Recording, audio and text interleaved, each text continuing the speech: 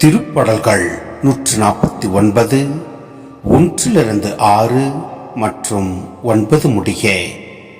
அல்லேலூயா. ஆண்டவருக்கு புதியதொரு பாடலை பாடுங்கள். அவருடைய அன்பு சபையில் அவரது புகழை பாடுங்கள்.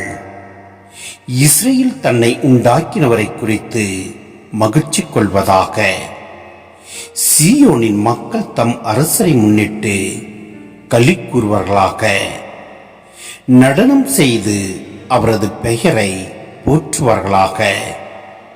மத்தளம் கொட்டி யாழ் செத்து அவரை புகழ்ந்து பாடுவார்களாக. ஆண்டவர் தம் மக்கள் மீது விருப்பம் கொள்கின்றார். தாழ்நிலையில் உள்ள அவர்களுக்கு வெற்றியளித்து மேன்மைப்படுத்துவார்.